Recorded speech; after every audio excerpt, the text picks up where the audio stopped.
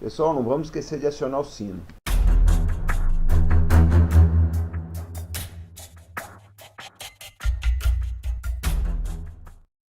Olá, combatentes do canal Arte da Guerra. Essa semana nós fizemos diversas análises do exército israelense em combate. Para que se possa dar prosseguimento a essa avaliação, nós temos que olhar para a contraparte, que são os exércitos árabes. E é isso que nós vamos ver hoje, um raio-x dos exércitos árabes nos últimos 70 anos. Acompanhem conosco. Bom, pessoal, para falar do assunto liderança, nós dividimos em dois tópicos, né? Então, nós começamos primeiro com as categorias que os americanos chamam de junior grade, né? Que é o tenente, o capitão, né? E depois a gente passa para os postos, para os ranks mais altos, que é tenente-coronel, general, major, etc. E porque é aquilo, você não pode comparar aquilo que é exigido um tenente daquilo que é exigido um coronel de um general. Bom, desde o início, aos tenentes já é doutrinado ter pouca iniciativa, não é encorajado a iniciativa, tá, ações inesperadas, aquele pessoal mais agressivo, etc. E ele vai levar isso pro resto do treinamento dele. Tem gente que diz o seguinte, como uma boa parte dos países árabes for formado por ditadores, né, que tem origem nas forças armadas, que nem o Nasser no Egito, o Gaddafi na Líbia, né, a família Assad na Síria. Então esse pessoal tem muito medo de um golpe de Estado, então não interessa para eles formar jovens lideranças. Vamos dar um exemplo, o Gaddafi chegou no poder como capitão. Tá? Então desde cedo, esses quadros mais subalternos, eles são doutrinados a não ter muita iniciativa. Vai acontecer, esse cara vai progredindo na carreira, vai a major, vai a coronel, vai a general, e ele vai achar que isso daí sempre foi, tem que ser dessa forma. Isso é muito ruim para o exército, né? Porque o exército não toma iniciativa. Se você não tomar iniciativa, qual é o problema disso tudo? Às vezes você vê uma brecha no inimigo, uma brecha nas linhas, e você não vai explorar, porque simplesmente você não tem iniciativa. Vamos olhar a contraparte disso? Na guerra do Yom Kippur, em 73, o dia do perdão, o Ariel Sharon era mestre em explorar as fraquezas dos árabes, chegou perto do Cairo, o general Sharon. Então, o israelense, ele trabalha muito bem isso, a iniciativa. Eles deixam o subordinado tomar suas decisões. Lógico, vai arcar com as consequências caso erre, né? Outra coisa, diferente dos exércitos ocidentais, os chefes militares árabes, eles não têm muita preocupação com o bem-estar, conforto e integridade da tropa, né? Então, aquela coisa bem afastada mesmo, o oficial está aqui, a tropa está lá e o que acontece com eles não diz muito respeito. Isso também é péssimo para o moral. Bom, por que essa baixa integração entre oficiais e os quadros é ruim? Porque não existe reciprocidade, quase não existe companheirismo. A tropa sabe que o oficial não se importa com ela, né? Então o sentido de missão vai se esvaindo. Você acaba pensando como um soldado, para que eu vou dar a vida por esse cidadão que não se importa se eu estou numa barraca aqui rasgada, se eu estou abandonado aqui no meio do deserto, o que é que seja. No final, a lealdade dos soldados, eu vou falar isso um pouco mais para frente, acaba sendo mais a tribo, mais aquela facção, aquele segmento religioso, do que praticamente aos oficiais ou ao exército e ao Estado. Bom, falando um pouquinho dos comandantes e generais árabes, o critério para você assumir o comando não é competência, não é talento militar, é lealdade. Pode acontecer de você pegar alguém que seja leal e tenha competência. O problema é que às vezes as duas coisas não andam juntos. Você coloca alguém ali que é muito leal, mas é um completo incompetente. Gente, em termos de assuntos militares, nada substitui o talento e a competência para fazer a guerra. Não adianta, você pode colocar o cara que você mais gosta nessa vida, se ele não tiver condições, não vai vingar. Dizem o seguinte, existe uma piada da Guerra da Secessão, que quando colocaram o General Grant, né, ele assumiu o comando das tropas do norte, mas dizem que ele bebia um pouquinho, e foram reclamar para o presidente Lincoln, né, que o Grant bebia um pouco. Aí ele falou, olha, então vocês veem aí qual é o uísque que ele gosta, porque eu vou dar um barril para esse cara, porque ele está ganhando a guerra. Porque até então o Norte só tinha tido derrotas, a União só sofreu derrotas. Foi com o talento militar do General Grant que eles começaram a virar o jogo. Então eu reitero aqui, nada substitui a visão tática, a percepção estratégica, o talento para comandar tropas no campo de batalha. Esse problema das lealdades que eu falei para vocês é complicado, né, gente? Porque muitas vezes você tem aí, que nem o Saddam, ele colocava muitos primos dele para comandar. Às vezes o general fulano era primo do Saddam. Mas quando você tem um primo competente, tudo bem. E quando você não tem? E quando o sujeito é inexperiente? Porque não basta apenas a competência. Na vida militar, a gente tem um preceito não escrito que é o seguinte: o cara vai cumprir uma missão, se a missão é crítica, geralmente você manda alguém que já tem experiência, alguém que já fez aquilo ou algo parecido alguma vez. Tá? Vamos supor, por exemplo, uma missão assim bem difícil de fazer, que é a infiltração de tropas por submarinos em teatro de operações, né? Em teatro real. Você vai mandar lá um comandante submarino que tem muita experiência no caso, porque senão vai ser um desastre. Ou o submarino vai ser detectado, ou ele vai jogar as tropas onde não, os mergulhadores de combate, onde não pode. Então tudo isso é muito importante. Experiência é um ativo, é uma moeda nos assuntos militares. Outra coisa observada na liderança dos países árabes é o seguinte: a distância entre os quadros e os oficiais é muito grande. Isso dito por observadores ocidentais, e é lógico, nós temos que dar um desconto, porque às vezes o observador é americano e não consegue entender as sutilezas culturais que existem ali. Mas o fato é que várias fontes citam isso, que a distância, que os oficiais eles ficam muito distantes dos praças, eles não têm essa interação que o brasileiro principalmente tem muito. E outra coisa, para os oficiais, Iraque principalmente, sargento e soldado é praticamente a mesma coisa. Isso é muito ruim, gente. Por quê? Porque o sargento é o elo de ligação entre os oficiais e a tropa. Então ele que vai assegurar o correto cumprimento das ordens. Se você desprezar a figura do sargento, se você não prestigiá-lo, se você não incentivá-lo, as suas ordens não vão ser bem cumpridas na base. Essa elitização que eu citei, né, e que acontece em alguns países do Oriente Médio é muito ruim, gente. Eu acho que não existe nada pior para um moral do que a elitização de uma força armada, porque no fim o soldado começa a fazer aquela pergunta, né? Mas por que eu vou ter que me matar se todas as promoções vão vir para o fulano, que se é sempre ele, eu vou ser sempre preterido, sempre ele que vai para frente. Então a base de um exército, isso aí começa lá com Napoleão, né? É a meritocracia. O Napoleão ele foi um grande general, ele teve muitas vitórias, porque ele escolhia os generais dele conforme a competência. Então, alguns oficiais que jamais teriam passado de sargento no exército Luís XVI, chegaram a marechal no exército Napoleão. Então, porque ele escolheu o pessoal conforme a meritocracia, conforme a capacidade de dar resultados em combate. Isso é que conta no final do jogo. Um fato nas Forças Armadas de qualquer lugar do mundo é que o bom oficial, ele aprende com as tropas. Ao mesmo tempo que ele ensina, ele é um instrutor, ele aprende com o pessoal. Isso parece que não ocorre ali, tá? Como existe essa distância, por uma questão de orgulho, etc., os oficiais, eles ou não aprendem ou não admitem aprender com a tropa. Dizem que o país árabe onde isso talvez seja mais acentuado é a Arábia Saudita, porque uma boa parte dos oficiais são da nobreza, são príncipes também. Então fica mais difícil ainda a interação.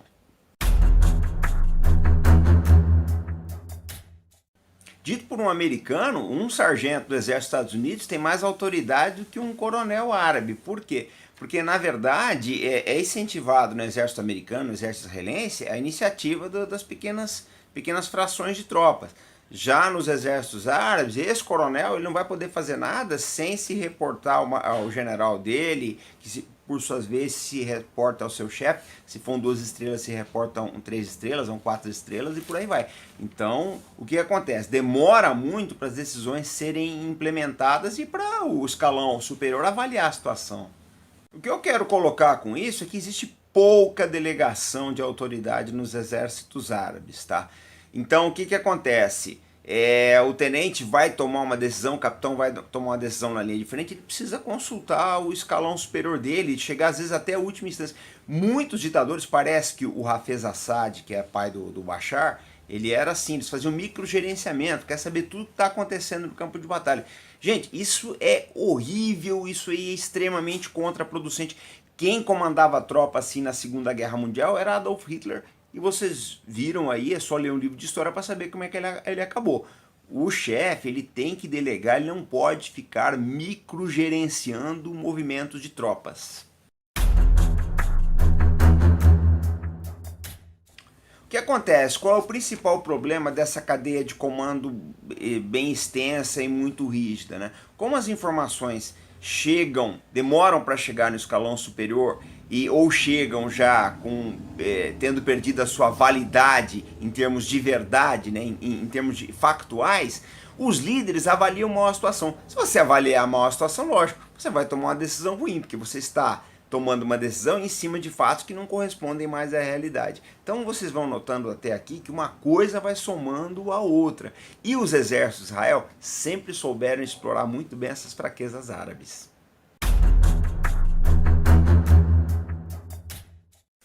Uma outra coisa também que é notório nos exércitos árabes é a pouca flexibilidade, né? Em termos assim, aquilo que foi planejado tem que ser executado. Quanto nos exércitos ocidentais, principalmente Israel, existe assim uma certa rigidez, lógico, em termos na hora de planejar. Mas na hora de executar existe uma certa flexibilidade, você deixa uma margem de manobra para o escalão imediatamente abaixo poder fazer aquilo que ele acha melhor em função da situação tática que ele está encontrando no campo de batalha. Nos exércitos árabes, pelo que se entendeu até agora, isso não acontece. Essa falta de flexibilidade deles leva a desastres táticos, quando não estratégicos, né? Porque você vai cumprir um plano de batalha que às vezes é inexequível, com sacrifício de homens e perda de material, né? Inflexibilidade no combate é terrível. Bom, uma coisa que se pode dizer da grande liderança dos países árabes, né, quase todos eles, notadamente Iraque, Egito, Síria, é que eles não têm uma boa coordenação de grandes unidades. E isso não é só para o exército, não, para a força aérea também. Então, por exemplo, na guerra Irã-Iraque, era muito difícil você fazer os movimentos a nível de brigada e divisão contra os iranianos. E as tropas do Ayatollah Khomeini, a contraparte iraniana, exploravam muito bem isso. Apesar de que os iranianos estavam em grande inferioridade, tanto material quanto de liderança, porque uma boa parte dos oficiais iranianos ou fugiu ou foi executada depois da Revolução de 1979, que depois o Shah Reza Pahlavi. Uma outra coisa interessante a mencionar sobre os praças também é o problema das lealdades conflitantes, né? Porque o que acontece? Os estados nacionais árabes, eles não estão muito bem consolidados ainda. Então, às vezes você é colocado, por exemplo, para lutar, né, numa unidade, e você vai enfrentar um inimigo, né, que é da sua mesma tribo. Então isso gera muito conflito. Porque existe lá lealdade à tribo, lealdade à família e principalmente lealdade religiosa também. Então isso é muito difícil, o Estado ainda não está muito bem consolidado. Isso no inconsciente, na cabeça da tropa, é muito difícil você lidar. Aí você acresce isso aos problemas de liderança que nós já somamos aqui, você tem a fórmula do caos. Vamos conversar sobre o fluxo de informações. O tráfego de informações nos exércitos árabes geralmente é ruim em ambos os sentidos. Por quê? A tropa não passa direito o que está acontecendo ali para o escalão superior, justamente por problemas de medo, outros problemas que eu já falei aqui, e o escalão superior acho que não tem que compartilhar isso daí, guardam o que eles sabem para si. Isso é muito ruim, porque acaba que ninguém sabe o que tem que fazer, todo mundo se atrapalha. Isso aqui que eu vou dizer agora já foi passado por vários oficiais que foram instrutores de tropas árabes. Normalmente você passa uma informação principalmente para o oficial e isso é cultural. Ele retém essa informação para si. Ele acha que ele vai ser mais importante se ele guardar essa informação para ele. Nos exércitos ocidentais não, você compartilha a informação. Parece que eles não têm isso. Um instrutor da Força Delta uma vez conta que ele estava num país árabe e eles entregaram os manuais, né, para os praças. O capitão foi lá e pegou, tomou o manual de todo mundo. Ele perguntou depois o porquê, falou, não, eles não precisam saber disso aí, eu tenho que saber, que depois eu passo para eles. Então isso é muito ruim, gente. Isso é muito ruim. Quanto menos você sabe, né, maior a possibilidade de você cometer erros. Bom, falando do exército, né, A integração tática interarmas é muito complicada, é muito difícil, quase não existe. O que eu estou falando? E o que é integração tática? Vamos supor, o apoio da artilharia com a infantaria, tá? A progressão de blindados em paralelo com a infantaria, o acompanhamento do infante com o blindado, o que tem que fazer quando se depara com um obstáculo, e por aí vai. A gente, às vezes, não dá valor nisso, gente, mas é muito importante. Não adianta você ter o melhor blindado do mundo se ele não consegue trabalhar integrado com o infante. Integração, eu acho uma coisa importante, gente, porque você pega, por exemplo, se uma boa parte, pelo menos os quadros, os oficiais júnior, né, tenente, capitão e os sargentos, eles tiverem o treinamento, por exemplo, o infante, ele possui o treinamento de observador de artilharia, isso aumenta a eficácia de combate. Por quê? Porque esse militar ele tem condição de estender o apoio de fogo, de regular o apoio de fogo da artilharia, tanto em profundidade como direção, etc., e aumenta a eficiência da mesma. Tá? Ele destrói mais inimigos. Então tudo isso é importante. Treinamento é uma coisa que nunca pode ser negligenciado. Bom, já que nós falamos de equipamento, né? O que foi observado até hoje é que o pessoal não consegue tirar o máximo proveito do equipamento.